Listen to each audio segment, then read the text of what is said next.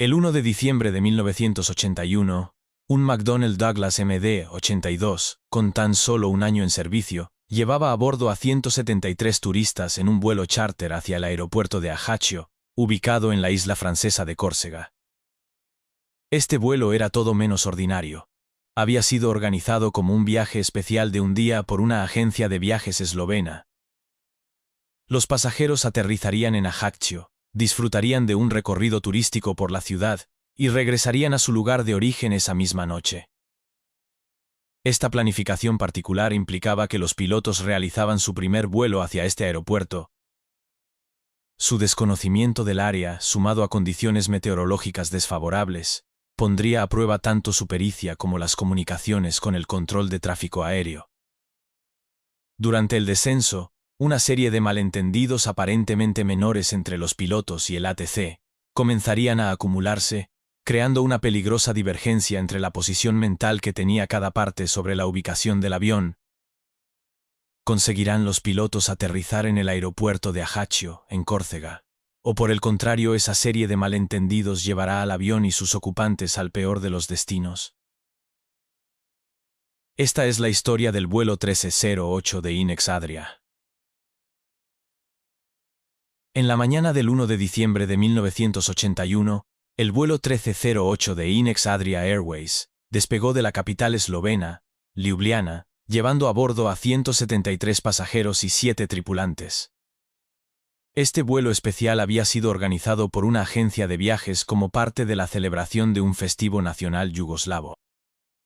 Los pasajeros, emocionados, se dirigían a la pintoresca ciudad de Ajaccio, en Córcega, una isla francesa del Mediterráneo conocida por sus montañas y playas escénicas. La planificación del viaje era sencilla pero poco común. Un vuelo de ida y vuelta en el mismo día, lo que convertía la operación en un desafío logístico para la aerolínea. Inicialmente, el vuelo estaba programado para ser operado por un DC-9, pero este avión no podía acomodar a todos los pasajeros previstos. Inex Adria decidió entonces utilizar uno de sus nuevos McDonnell Douglas MD-82, un modelo avanzado que había comenzado a operar en 1980. Este avión representaba un salto tecnológico con respecto al DC-9, ofreciendo motores más potentes, una cabina de mando con sistemas de navegación más sofisticados y mayor capacidad de pasajeros, además de una eficiencia de combustible mejorada. El cambio de avión permitió acomodar a los 173 pasajeros de la agencia de viajes, y aún sobró espacio adicional para más personas. La aerolínea llenó estos asientos con empleados, sus familias y miembros de la agencia de viajes. Incluso asignaron un asiento para un mecánico que había subido a bordo con el propósito de realizar tareas de mantenimiento en Ajaccio. El avión estaba tan lleno que algunos empleados tuvieron que ocupar los asientos plegables destinados al personal de cabina. La tripulación estaba compuesta por pilotos experimentados, aunque con diferente nivel de familiaridad con el modelo MD-82. El capitán, Iván Kunović, tenía 55 años y acumulaba más de 12.000 horas de vuelo, la mayor parte de ellas en aviones militares y comerciales. Sin embargo, su experiencia con el MD-82 era limitada, con apenas 188 horas en este modelo, ya que había completado su entrenamiento ese mismo año en Estados Unidos. Por otro lado, el primer oficial, Frank Terglav, de 40 años, contaba con un total de 4.000 horas de vuelo, de las cuales 288 eran en el MD-82. Aunque tenía más horas en este avión que el capitán, era también su primera vez volando hacia Ajaccio, un destino que planteaba retos específicos debido a su ubicación geográfica y la topografía circundante. El aeropuerto de Ajaccio, situado entre montañas y el mar Mediterráneo, carecía de radar, lo que significaba que los controladores de tráfico aéreo dependían de los reportes de posición proporcionados por los pilotos para gestionar el tráfico. Esto aumentaba la necesidad de precisión en las comunicaciones y el cumplimiento estricto de los procedimientos publicados en las cartas de aproximación. Además, las condiciones meteorológicas pronosticadas para el día incluían cielos cubiertos y visibilidad limitada, lo que obligaría a la tripulación a confiar completamente en sus instrumentos. Con la mezcla de pasajeros entusiastas y una tripulación profesional, el vuelo 1308 representaba tanto una oportunidad de aventura como un desafío operacional. Este contexto inusual, combinado con las especificidades del equipo y del destino, establecería el escenario para los eventos que seguirían más tarde ese mismo día. Poco antes de las 8 de la mañana, el vuelo despegó de Ljubljana, dando inicio a lo que prometía ser una jornada emocionante para los 173 pasajeros a bordo. El McDonnell Douglas MD-82 se elevó con suavidad mientras la tripulación trabajaba diligentemente para garantizar la comodidad de todos. Todos los pasajeros, familias, empleados de la aerolínea, personal de la agencia de viajes y otros entusiastas esperaban ansiosos explorar la pintoresca isla de Córcega. Este destino no era común para vuelos regulares desde Yugoslavia, lo que hacía del viaje una experiencia especial para muchos. En la cabina de pasajeros se respiraba un ambiente relajado y festivo. Algunos pasajeros aprovecharon la oportunidad para interactuar con el personal de cabina y preguntar sobre aspectos del vuelo, mientras que otros se enfocaban en disfrutar de las vistas desde las ventanillas. Varios niños viajaban también, lo que contribuía a la atmósfera alegre. Algunos pasajeros, interesados en el funcionamiento del avión, solicitaron visitar la cabina de mando. En esa época, este tipo de visitas a la cabina eran relativamente comunes bajo condiciones controladas, y los pilotos accedieron amablemente a las solicitudes. El capitán Ivan Kunovich y el primer oficial Frank Terglav mantenían una actitud profesional, pero también cordial, conscientes de la naturaleza especial del vuelo. Durante la fase inicial del trayecto, el avión alcanzó su altitud de crucero de 33.000 pies, 10.000 metros, sobre el mar Adriático, ofreciendo a los pasajeros una vista impresionante del paisaje italiano mientras el avión se dirigía hacia el Mediterráneo.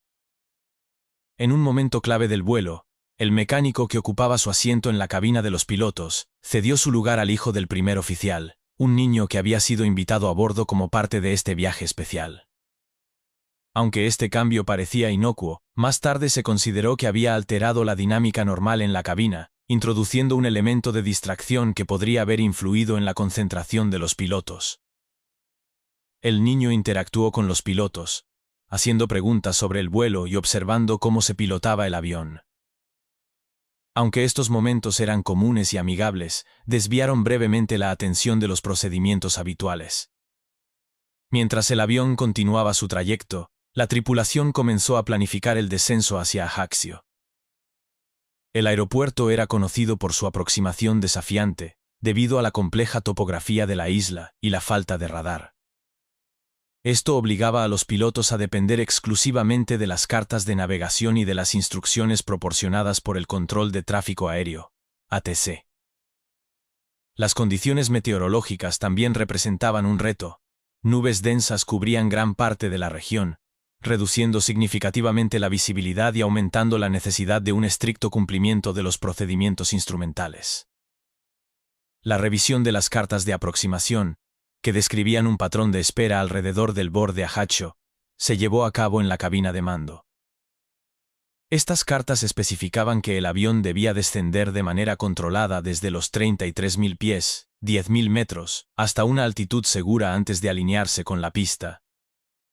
Sin embargo, la atención de los pilotos se vio brevemente interrumpida, cuando el hijo del primer oficial señaló montañas visibles a través de las ventanillas de la cabina.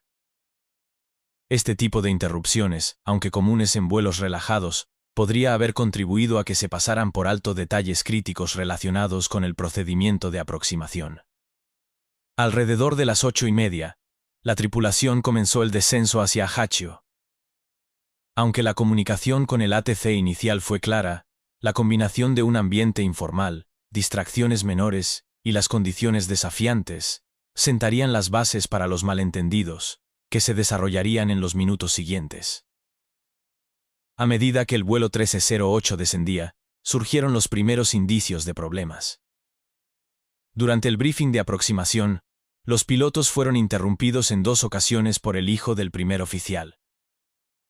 Estas distracciones hicieron que los pilotos pasaran por alto información vital en las cartas de aproximación, incluyendo la altitud mínima de seguridad del patrón de espera. 6.800 pies, 2.000 metros. Esta altitud había sido calculada para mantener a las aeronaves por encima del monte San Pietro, una montaña que se eleva a 4.500 pies, aproximadamente 1.370 metros, al sureste del aeropuerto. Alrededor de las 9 menos cuarto, el avión niveló a 11.000 pies, 3.350 metros, mientras se acercaba al borde Ajaccio desde el noreste. El capitán contactó con el ATC. Bonjour Ajaccio. Adria Juliet Papa 1308, nivel 110 acercándonos al borde Ajaccio. Solicitamos descenso. El ATC respondió lo siguiente. Juliet Papa 1308, Ajaccio Approach, buenos días. Mantenga 110 hasta el borde Alpha Juliet Oscar. Procedimiento estándar desde el BOR, QNH 1009, QF, E1008. Viento en superficie 280 grados, 20 nudos, 37 km por hora, pista 21 en uso. Informe sobre Alpha Juliet Oscar antes de descender. Aunque esta comunicación parecía clara, contenía una ambigüedad que sería fatal. El controlador no utilizó la palabra autorizado, que los pilotos esperaban escuchar para iniciar la aproximación estándar. En lugar de eso, interpretaron que solo habían sido autorizados a llegar al BOR, y debían esperar instrucciones adicionales antes de descender. A las 9 menos 10, el avión llegó al borde Ajaccio, y entró en el patrón de espera a 11.000 pies, 3.350 metros. El capitán informó. Estamos sobre el borde Ajaccio. Solicitamos descenso. El ATC respondió. 1308. Autorizado a descender a 3.000 pies, 914 metros, QNH 1009, en el radial 247 desde Alpha Juliet Oscar. Informe al salir de Alpha Juliet Oscar. Los pilotos interpretaron que podían descender a 3.000 pies, 914 metros, dentro del patrón de espera, pero esta altitud los pondría en peligro debido a la topografía de la zona. El controlador, por su parte, creyó que los pilotos habían abandonado el patrón y estaban iniciando la aproximación final hacia la pista. La falta de un entendimiento común entre ambas partes selló el destino del vuelo 1308. La confusión entre el controlador y los pilotos continuó mientras el vuelo 1308 seguía descendiendo. La tripulación creyó estar siguiendo las instrucciones correctamente, pero habían malinterpretado un elemento crucial de las cartas de aproximación. El patrón de espera representado en las cartas estaba diseñado para aeronaves que volaran a 150 nudos, unos 278 km/h, mientras que el MD-82 estaba navegando a una velocidad de 210 nudos, 389 km/h. Esta mayor velocidad ampliaba significativamente el radio del patrón de espera, llevando al avión directamente hacia la zona montañosa. El controlador, al asumir que el avión había salido del patrón de espera y estaba iniciando su aproximación final, no tomó medidas adicionales para verificar la posición exacta del vuelo 1308. Sin radar disponible en Ajaccio, dependía exclusivamente de los reportes de los pilotos. Por su parte, los pilotos confiaban en que el controlador no los habría autorizado a descender a una altitud insegura. A medida que el avión descendía por debajo de los 6.800 pies, 2.000 metros, el monte San Pietro se acercaba directamente a su trayectoria. Sin embargo, la tripulación, distraída por las condiciones meteorológicas adversas y las comunicaciones con el ATC, no se percató del peligro inminente. Unos minutos después, la alarma de proximidad al terreno, GPWS, sonó en la cabina, alertando a los pilotos de que el impacto era inminente. A pesar de sus esfuerzos por ganar altitud de inmediato, el tiempo se había agotado. El avión colisionó con el monte San Pietro a las 9:03 de la mañana, provocando la muerte instantánea de los 180 ocupantes. Tras el accidente, equipos de rescate fueron enviados al lugar, aunque inicialmente buscaron en el mar, siguiendo la ruta esperada hacia el aeropuerto. No fue hasta 5 horas después que los restos del avión fueron localizados en el monte San Pietro, a 2.070 metros de altitud. El impacto había sido devastador, dejando al avión completamente destrozado y sin posibilidades de encontrar sobrevivientes. Investigadores de la BEA, Oficina de Investigación y Análisis para la Seguridad de la Aviación Civil, llegaron al lugar poco después. En su informe final, publicado 2 años después, determinaron que la causa principal del accidente fue la decisión de los pilotos de descender por debajo de la altitud mínima de seguridad.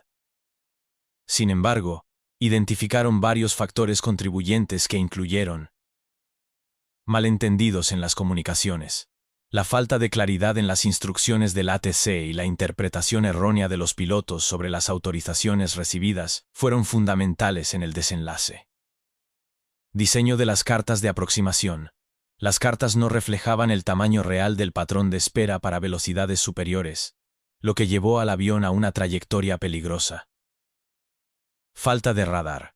La ausencia de un sistema de radar en el aeropuerto impidió al ATC identificar que el avión estaba fuera de la trayectoria esperada. Entre las recomendaciones realizadas por la BEA destacaron: estandarización del lenguaje.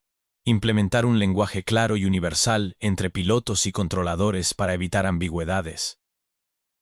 Mejora en las cartas de navegación. Incluir representaciones precisas de los patrones de espera ajustados a diferentes velocidades. Instalación de radar. Equipar al aeropuerto de Ajaccio con un sistema de radar para mejorar el seguimiento de las aeronaves. Estas medidas se implementaron posteriormente y han contribuido a mejorar la seguridad aérea en todo el mundo.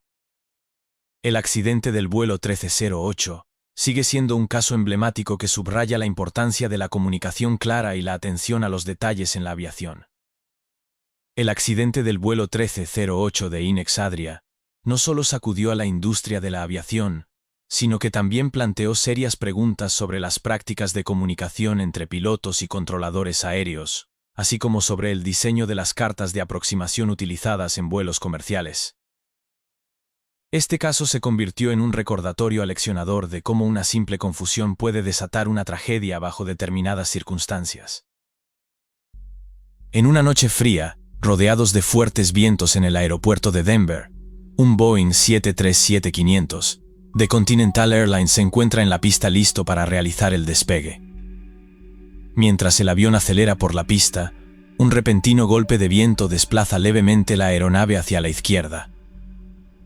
En la cabina, el capitán Butler siente el fuselaje resistiendo la fuerza del viento y comienza a corregir el rumbo con los pedales del timón. Desde el interior, los pasajeros perciben apenas un leve balanceo, sin sospechar que este es el preludio de una serie de eventos que pondrán a prueba la pericia de los pilotos y la resistencia de la aeronave. Lo que debería haber sido un despegue rutinario se convierte en una lucha desesperada por mantener el control. ¿Qué ocurrió realmente en el vuelo 1404? ¿Podrá la tripulación evitar el desastre y salvar a todos a bordo? Esta es la impactante historia del vuelo 1404 de Continental Airlines. 20 de diciembre de 2008. El frío invernal envolvía el aeropuerto internacional de Denver en un manto gélido, típico de la temporada. Los termómetros marcaban temperaturas bajo cero y una ligera capa de nubes se mantenía a la deriva en el cielo despejado. A las afueras, las montañas rocosas, imponentes e inmutables, parecían observar silenciosamente el ir y venir de las aeronaves. Entre ellas, el vuelo 1404 de Continental Airlines, operado por un Boeing 737-500, estaba preparado para emprender un recorrido rutinario hacia Houston, Texas. El avión, con 14 años de servicio y registrado como N18611, y sus más de 40.500 horas acumuladas, había demostrado su fiabilidad en más de 21.500 ciclos de despegue y aterrizaje. En noviembre de ese mismo año, había sido equipado con winglets, modificaciones que mejoraban la eficiencia aerodinámica y reducían el consumo de combustible. Era una máquina robusta, impulsada por 2 motores CFM56-3B1, diseñada para enfrentar condiciones desafiantes, pero en aquel día de diciembre, nada les hacía sospechar que se enfrentarían a fuerzas más allá de lo común. En la cabina de mando, el capitán David Butler de 50 años, y el primer oficial Chad Levang, de 34, repasaban los procedimientos previos al despegue. Ambos eran pilotos experimentados, con miles de horas acumuladas en sus registros.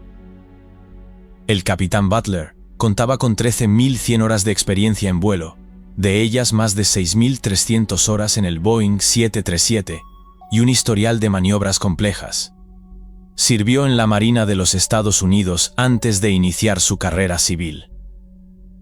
Había realizado múltiples aterrizajes en portaaviones y acumulado condecoraciones por su destreza. A su lado, el primer oficial Levang tenía alrededor de 8.000 horas de experiencia en vuelo, con 1.500 de ellas en el modelo 737. Aportaba su propia experiencia adquirida en años de vuelo comercial. Formaban un equipo sólido, acostumbrado a trabajar bajo presión.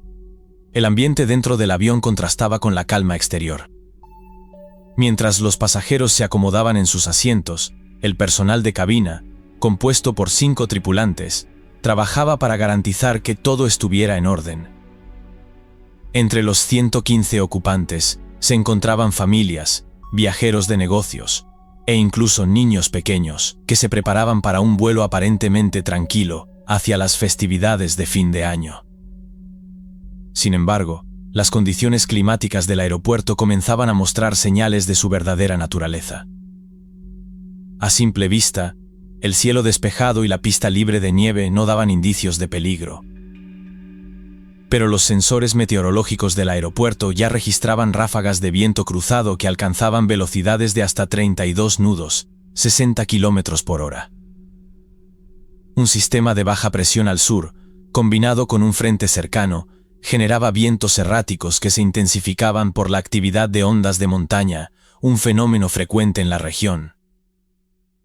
En la torre de control, los reportes meteorológicos oficiales indicaban vientos de 270 grados a 27 nudos, 50 km por hora, dentro de los límites operativos del Boeing 737 y bien conocidos por los pilotos. Sin embargo, estos valores promediados no reflejaban toda la violencia de las ráfagas que barrían la pista.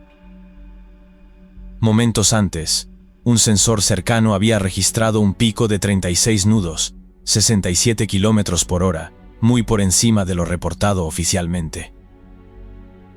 Esta discrepancia no era inusual, pero sí significativa para la tripulación. A las 6:18 de la tarde, el controlador de la torre autorizó al vuelo 1404 para alinearse y despegar desde la pista 34R. Este era un procedimiento habitual, repetido innumerables veces por aviones similares, pero las circunstancias meteorológicas del día añadirían un nivel de complejidad inesperado. Con una orientación de 350 grados, debía soportar vientos procedentes del oeste-noroeste, creando una fuerte componente cruzada que exigía máxima precisión. El capitán Butler ajustó los controles con la pericia que lo caracterizaba, consciente de la importancia de mantener la trayectoria recta en la fase inicial de la carrera de despegue. Mientras tanto, el primer oficial Levang se concentraba en monitorizar los motores, asegurándose de que ambos proporcionaran la potencia necesaria para alcanzar la velocidad de rotación. Ambos sabían que la coordinación y el enfoque serían cruciales. Los motores rugieron mientras el Boeing 737 empezaba a rodar por la pista cobrando velocidad. En el interior, los pasajeros apenas notaban el aumento de la vibración y ruido, confiando plenamente en la tripulación y en la tecnología que los transportaría a Houston. Afuera, el viento continuaba soplando con fuerza, azotando el avión de manera irregular. La tranquilidad del aeropuerto ocultaba el desafío que el vuelo estaba a punto de enfrentar. El avión aceleraba rápidamente, pasando de 50 a 60 nudos, 90 km/h a 110, cuando las primeras señales de inestabilidad comenzaron a manifestarse. El viento, que hasta entonces había sido firme pero manejable, comenzó a golpear el fuselaje con una fuerza irregular. Butler sintió una leve desviación hacia la izquierda e inmediatamente presionó el pedal derecho del timón para corregir la trayectoria.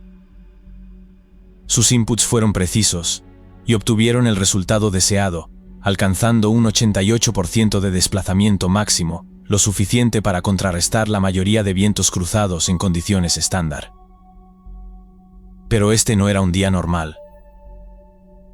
A medida que la aeronave alcanzaba los 90 nudos, 165 km por hora, una ráfaga de viento más fuerte que las anteriores sacudió violentamente el avión, empujándolo fuera del centro de la pista.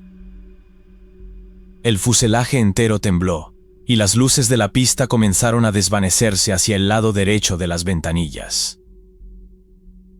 En ese momento, el primer oficial Levant anunció con voz tensa pero controlada: viento cruzado, 27 nudos, 50 km por hora.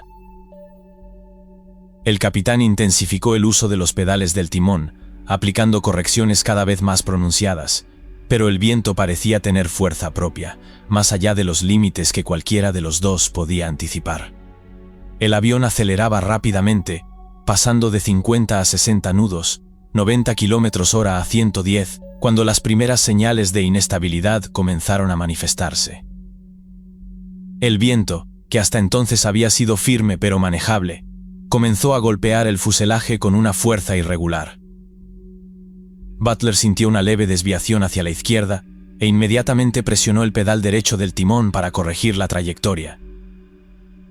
Sus inputs fueron precisos y obtuvieron el resultado deseado, alcanzando un 88% de desplazamiento máximo, lo suficiente para contrarrestar la mayoría de vientos cruzados en condiciones estándar. Pero este no era un día normal.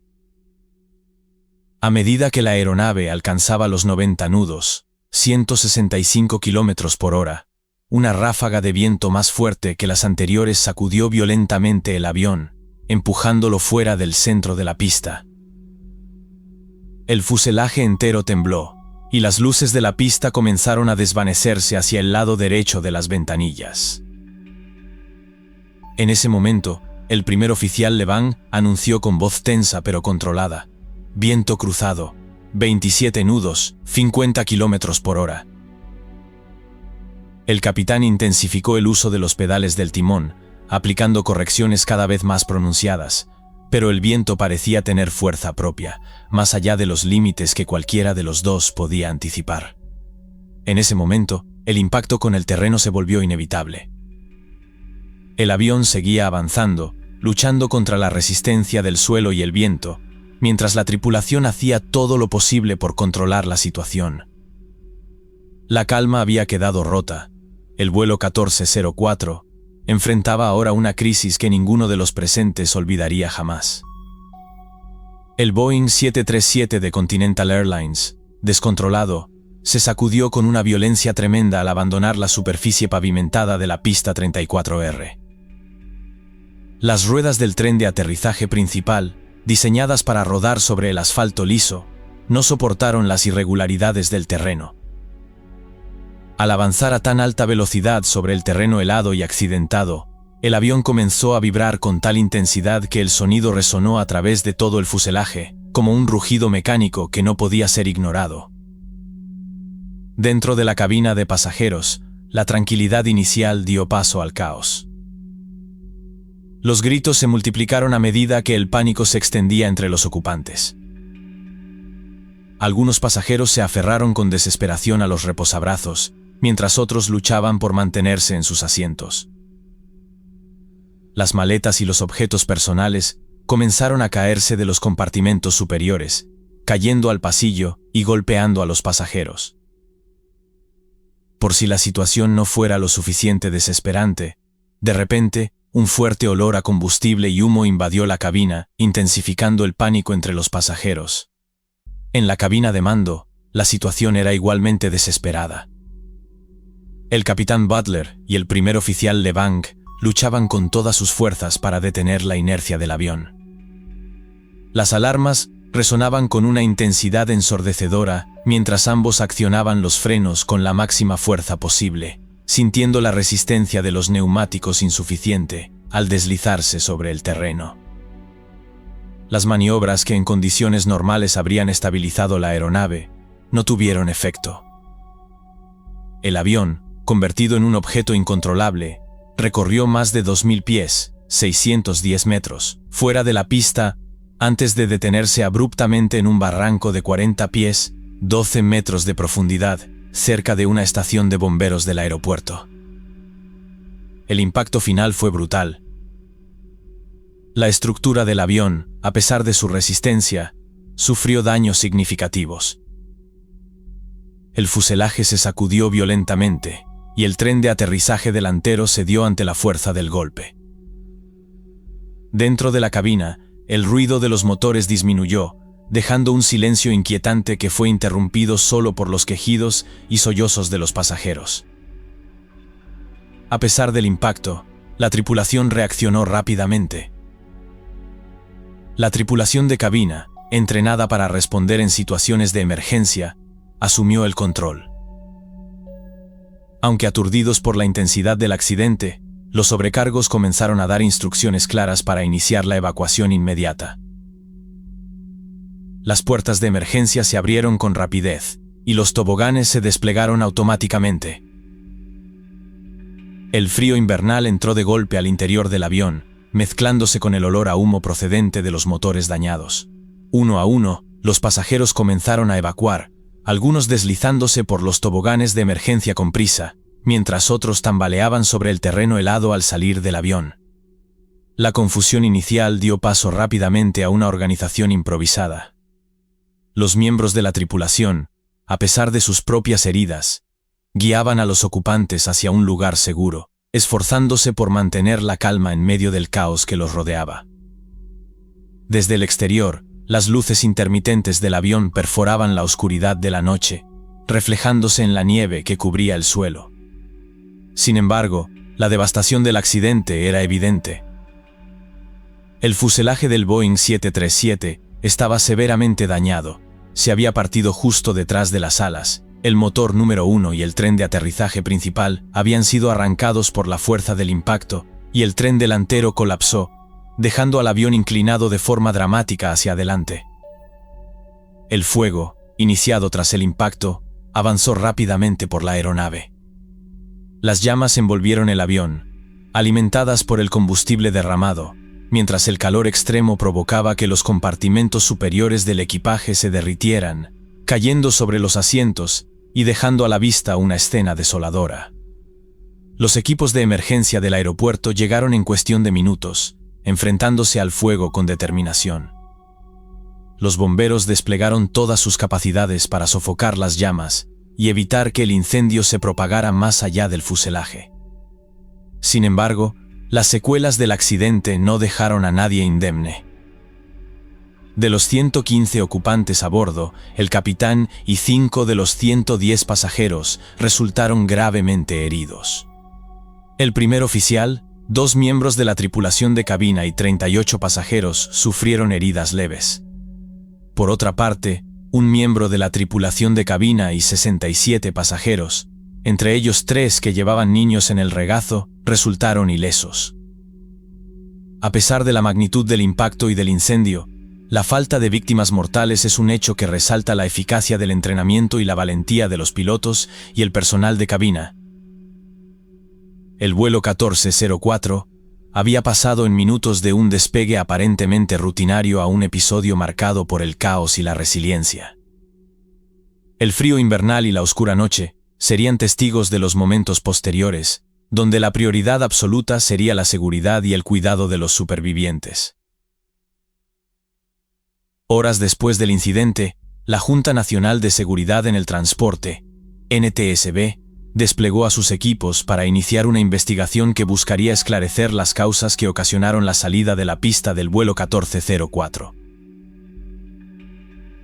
Las luces intermitentes de los vehículos de emergencia iluminaban el terreno accidentado mientras los investigadores, equipados con herramientas de precisión y cámaras, documentaban cada detalle del lugar del accidente. Las marcas de neumáticos, el terreno levantado y los restos de la pista se convirtieron en piezas esenciales de un rompecabezas complejo que debía ser resuelto. El primer paso fue asegurar los registros clave del vuelo. Las grabadoras de datos de vuelo y la grabadora de voz de cabina fueron recuperadas rápidamente de los restos del avión, sorprendentemente intactas a pesar del tremendo impacto. Las cajas negras serían la clave para conocer los momentos previos al accidente, ofreciendo datos críticos sobre la trayectoria, los controles y las conversaciones entre los pilotos. Los meteorólogos de la NTSB, junto con expertos locales, comenzaron a analizar las condiciones atmosféricas que habían envuelto el despegue. Los informes preliminares confirmaron lo que ya se sospechaba: vientos cruzados inusualmente fuertes, con ráfagas que habían alcanzado hasta 45 nudos, 83 km por hora, según los sensores del aeropuerto.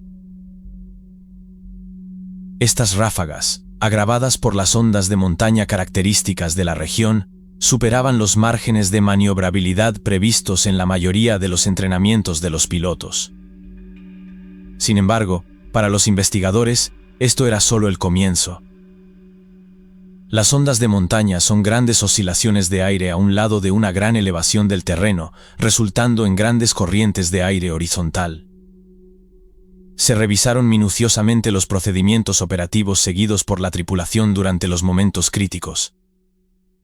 ¿Habían respondido los pilotos de manera adecuada a las condiciones extremas? ¿Se había producido algún fallo mecánico que hubiese complicado el control de la aeronave? Las primeras simulaciones en los laboratorios de la NTSB indicaban que la aeronave había experimentado un deslizamiento lateral pronunciado, probablemente provocado por un viento racheado inesperado. Esto había exigido respuestas rápidas y precisas en los mandos para mantener la dirección del avión. A medida que los datos eran analizados, surgieron más preguntas. Los registros de la grabadora de datos del vuelo mostraron un momento clave en el que los pedales del timón habían sido relajados justo antes de la salida de la pista. Este detalle generó un debate en torno a la toma de decisiones en cabina.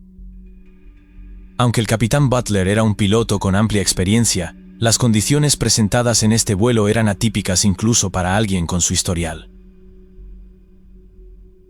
Los expertos examinaron si la aerolínea había formado adecuadamente a los pilotos para enfrentarse a condiciones tan extremas, especialmente considerando que las simulaciones estándar rara vez incluían vientos de tal intensidad.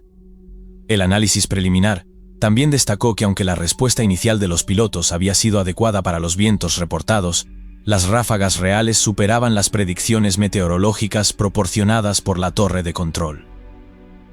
Esto apuntaba a posibles lagunas en los sistemas de información del aeropuerto, que no siempre proporcionaban datos en tiempo real de las condiciones más extremas.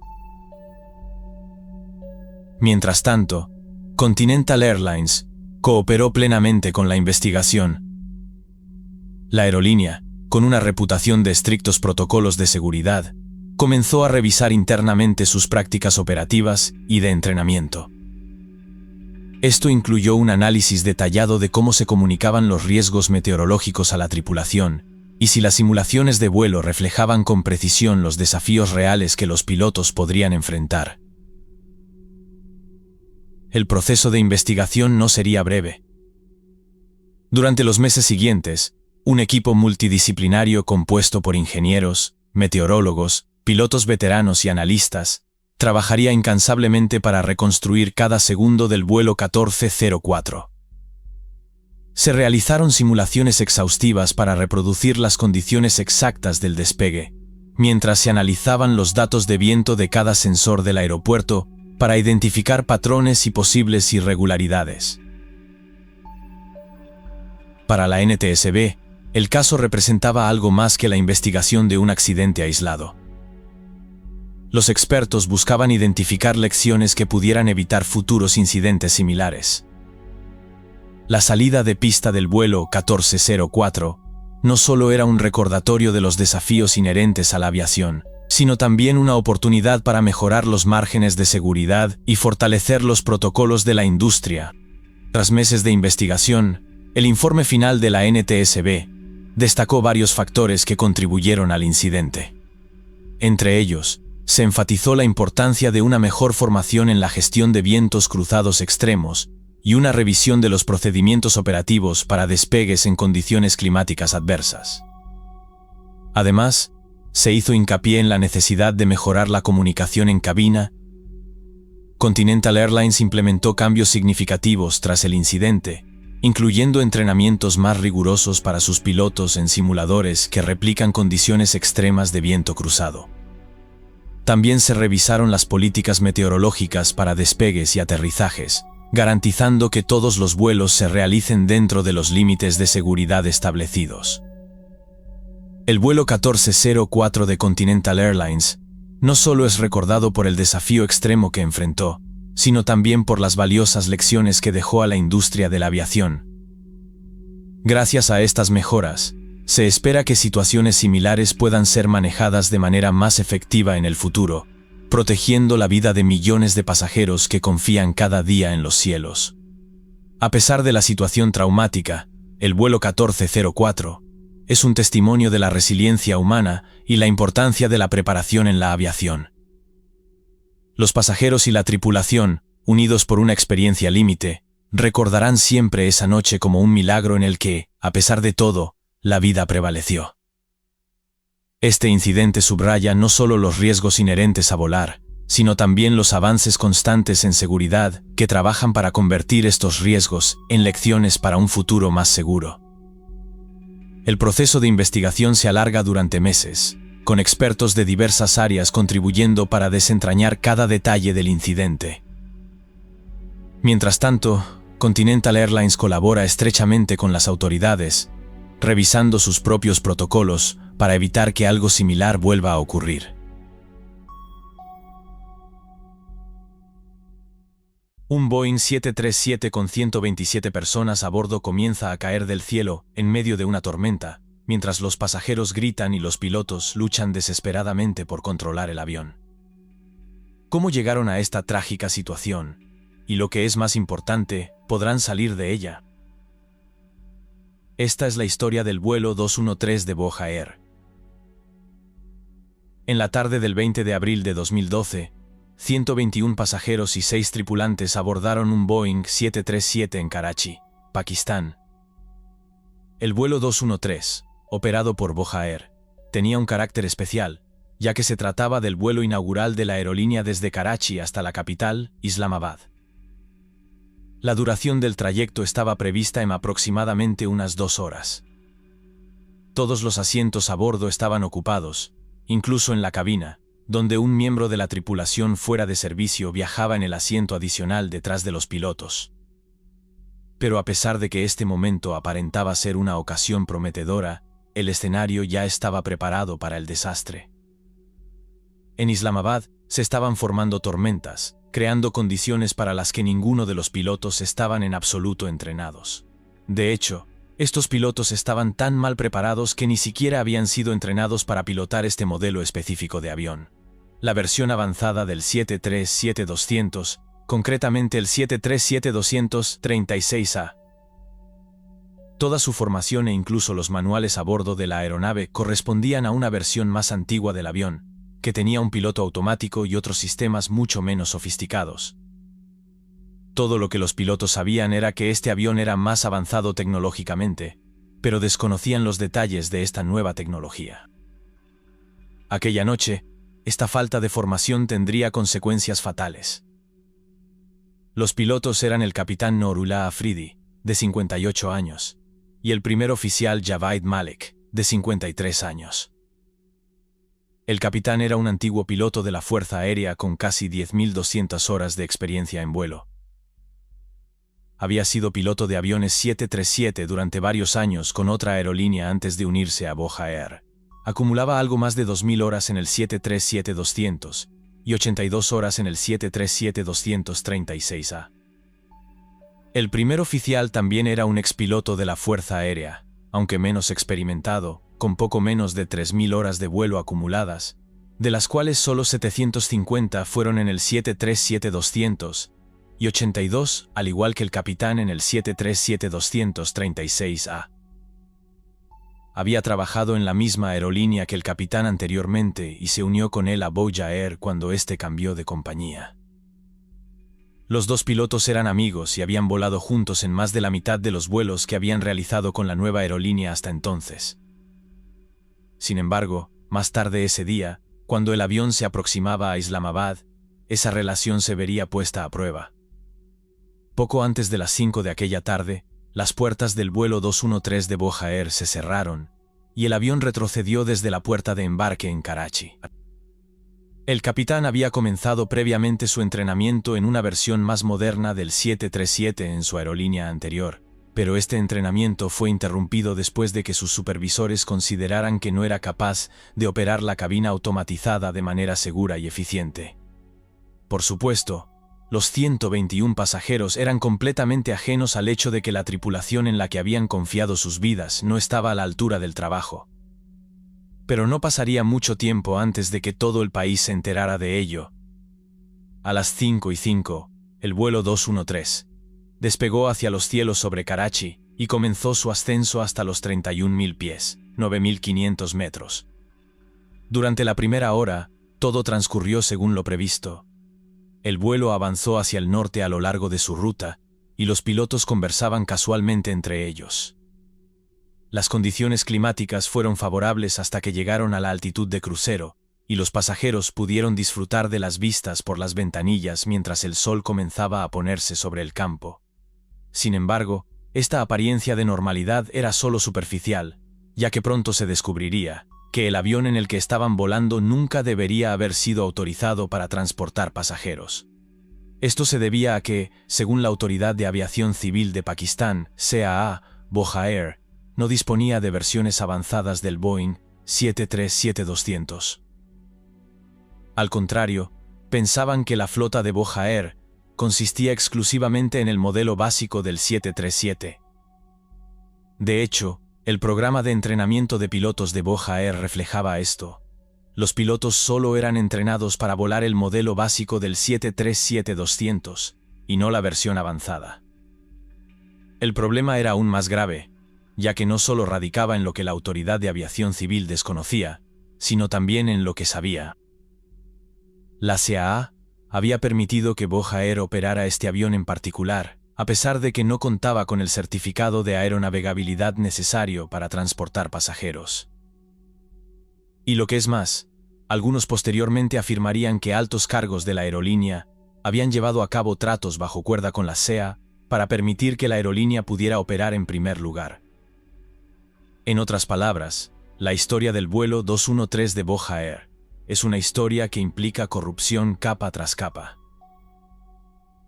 El modelo del queso suizo, desarrollado por el psicólogo James T. Reason de la Universidad de Manchester, se utiliza con frecuencia para explicar los accidentes aéreos. Este modelo plantea que los accidentes ocurren cuando las capas de seguridad, representadas por las lonchas de queso, tienen agujeros, que en ocasiones desafortunadas, se alinean de tal manera que permiten que se produzca un accidente.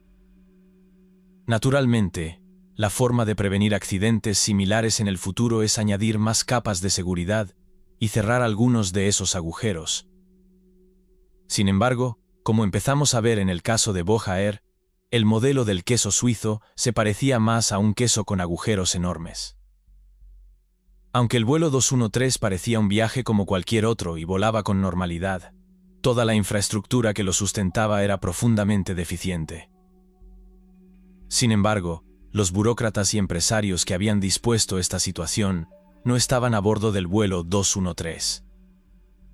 Faltaban 10 minutos para las 6, cuando la aeronave comenzó su descenso hacia Islamabad. Ni los pasajeros ni la tripulación se imaginaban que tendrían que enfrentarse a las consecuencias de la corrupción. En ese momento, la conversación en la cabina se centraba principalmente en el clima. Los pilotos podían ver en su radar meteorológico a bordo que se estaban formando fuertes tormentas frente a ellos. El capitán informó a los pasajeros de que podría haber algo de lluvia y ligeras turbulencias durante la aproximación.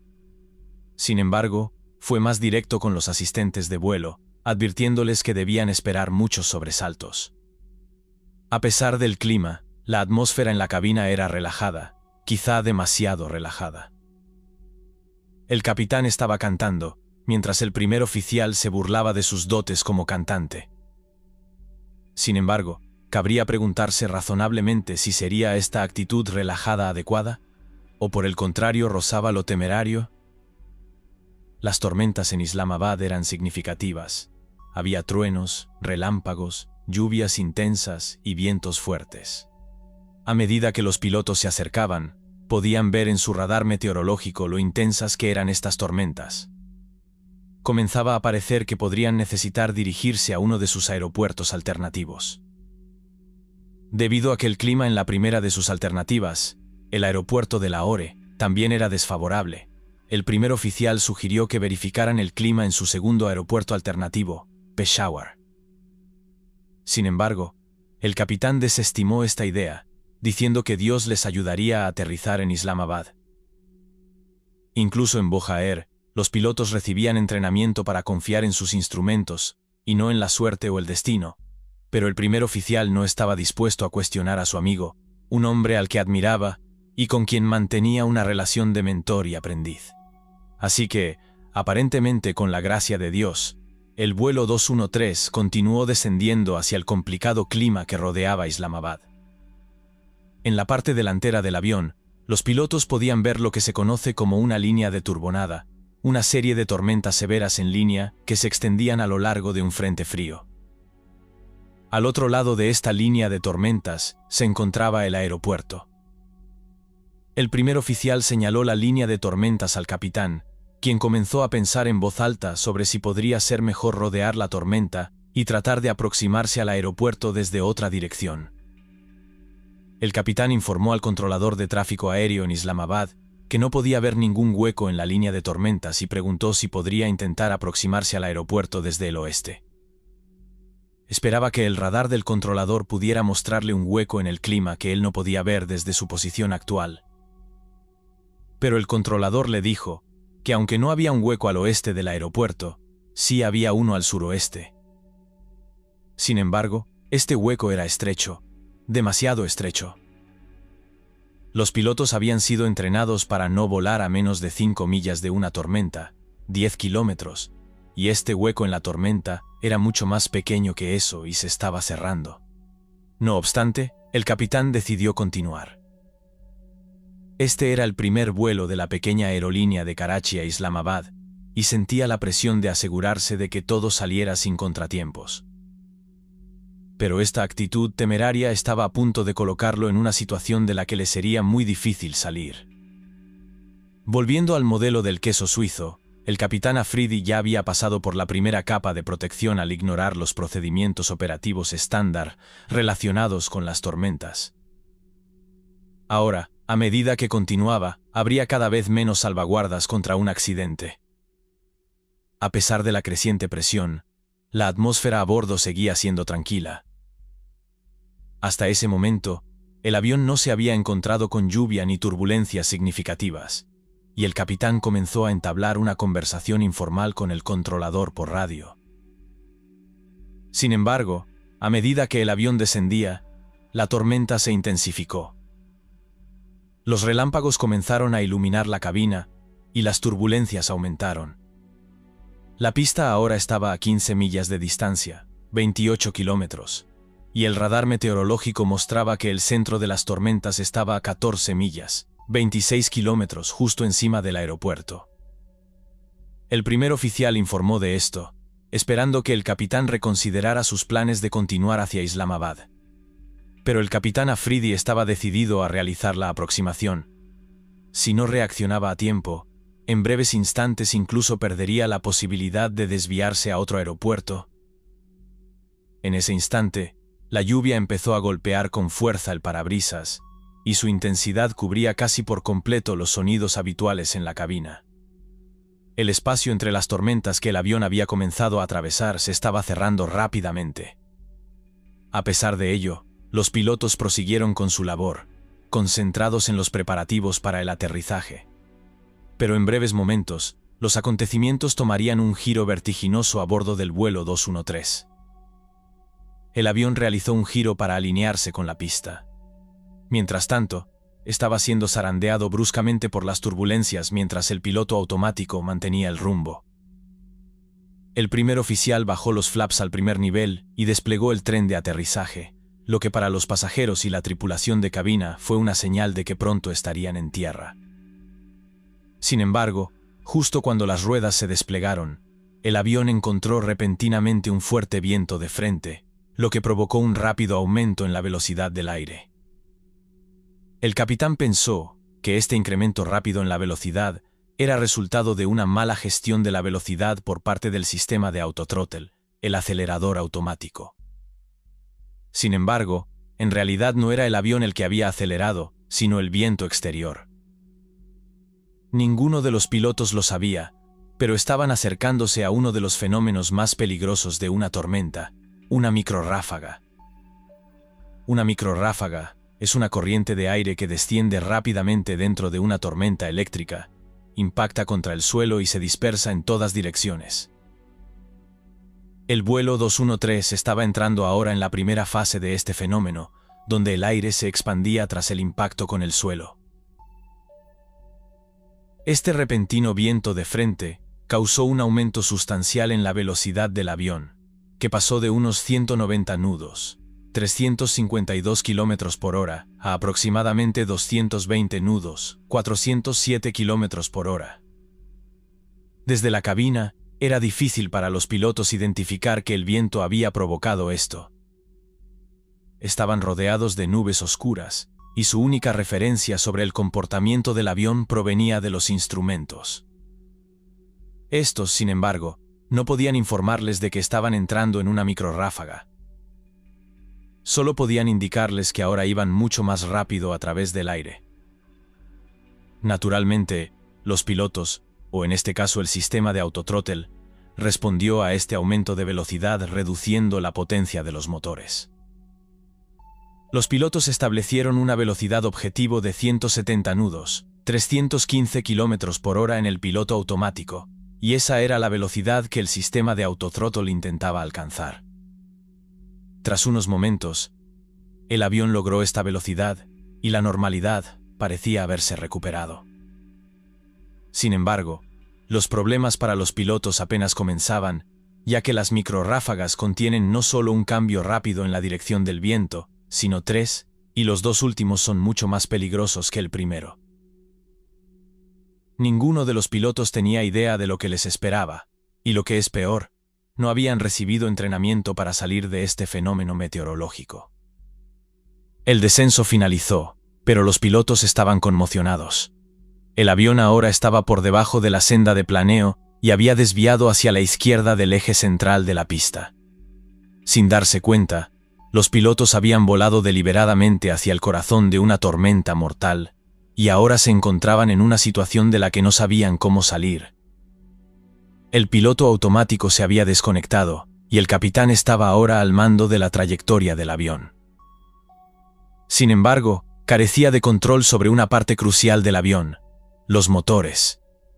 El autothrottle seguía conectado e intentaba mantener una velocidad de 170 nudos, 315 km por hora. Lo que el capitán no sabía era que eso era todo lo que el autothrottle podía hacer. Funcionaba de manera similar al control de crucero de un coche, simplemente manteniendo la velocidad establecida. No iba a aumentar la velocidad cuando los pilotos lo necesitaban desesperadamente ni haría nada más para salvar la aeronave de una situación crítica. Mientras tanto, los pasajeros estaban aterrorizados por los violentos movimientos del avión, sin tener idea de lo que estaba ocurriendo. En la cabina, los pilotos no tenían idea del peligro extremo en el que se encontraban, y fue entonces cuando comenzó a impactar la siguiente parte de la microrráfaga, el componente más letal de todos: el viento de cola. Con el autothrottle intentando mantener una velocidad de 170 nudos, 300 km por hora, un viento de cola de 30 nudos, 55 km hora, redujo repentinamente la velocidad del aire del avión a 140 nudos, 259 km por hora, peligrosamente cerca de la velocidad de pérdida. El capitán observó que la velocidad ahora era peligrosamente baja, por lo que inclinó el morro hacia abajo para aumentar la velocidad. En este punto, podrían haber salido de esta situación peligrosa poniendo los motores a potencia máxima y ascendiendo lejos de la tormenta, pero el capitán estaba confundido, desorientado y comenzó a entrar en pánico. El controlador, sin darse cuenta de que el avión estaba en problemas, indicó a los pilotos que contactaran con la torre de control. El capitán Afridi le dijo al primer oficial que se encargara de las comunicaciones, mientras él intentaba desesperadamente controlar el avión. Mientras la aeronave continuaba descendiendo, de repente, sonó la alarma de advertencia de proximidad al suelo. Pull up! Pull up! Increíblemente, ninguno de los pilotos reaccionó a esto. La respuesta correcta habría sido poner potencia máxima y elevar el morro para alejarse del suelo, pero esto nunca sucedió. Con cada segundo que pasaba, la velocidad disminuía y el avión se acercaba más y más al suelo. De repente, la velocidad del avión comenzó a aumentar. Supuestamente, esto era una buena noticia, ya que un aumento de la velocidad era exactamente lo que el avión necesitaba en ese momento. Pero la realidad era que este incremento de velocidad sucedió por la misma razón que momentos antes. El avión estaba entrando en la fase de viento de frente de una segunda microráfaga, y esta era incluso más fuerte que la primera. El autotrotle redujo la potencia de los motores intentando mantener la velocidad en 170 nudos, 314 km por hora. Esto era exactamente lo que había ocurrido la primera vez, pero los pilotos seguían sin ser conscientes del peligro, ni habían sido entrenados para reconocer y escapar de este fenómeno mortal. Al igual que la primera vez, en cuestión de segundos, el viento de frente se transformó en una potente corriente descendente. Los motores seguían a baja potencia debido al viento de frente anterior, y no pudieron acelerar lo suficientemente rápido para evitar que la velocidad del avión cayera. La aeronave comenzó a descender rápidamente hacia el suelo, y por segunda vez sonó la alarma de proximidad al suelo. Pull up! Pull up! El capitán levantó bruscamente el morro en un intento desesperado por frenar el descenso del avión, pero, increíblemente, no empujó las palancas de aceleración hacia adelante. Había sobreestimado gravemente el sistema de autothrottle, asumiendo que éste colaboraría con él para sacar al avión de su caída.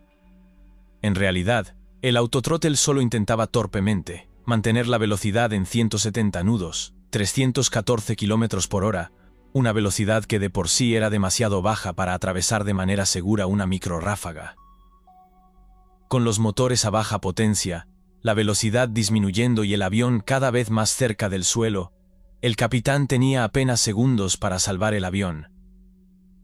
Y justo cuando parecía que las cosas no podían empeorar, el avión atravesó el borde de la corriente descendente y entró en la temida fase de viento de cola de la microráfaga.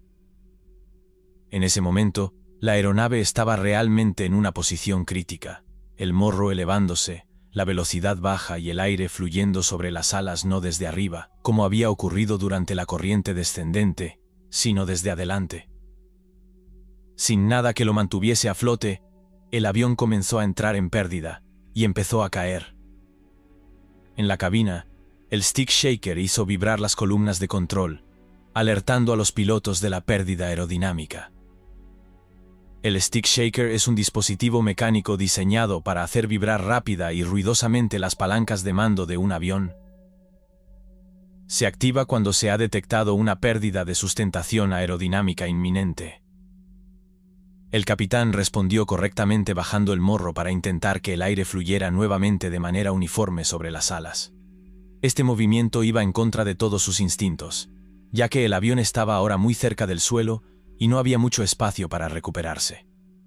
Momentáneamente funcionó y la aeronave comenzó a acelerar. Pero debido a que el capitán no había desconectado el autothrottle, este comenzó a reducir la potencia de los motores, intentando mantener la velocidad en 170 nudos, 314 km por hora, justo en el momento en que más desesperadamente necesitaba aumentar la velocidad. La alarma de proximidad al suelo sonó nuevamente. El capitán ahora estaba en una lucha desesperada por controlar el avión. Tiraba de los mandos para intentar elevar el morro y alejarse del suelo, pero cuando lo hacía, la velocidad disminuía y comenzaba a entrar en pérdida.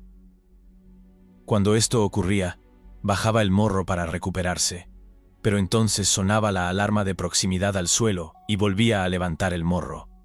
Esta peligrosa montaña rusa continuó mientras el avión alternaba entre entrada en pérdida y caída. Con cada ciclo, se acercaba más y más al suelo.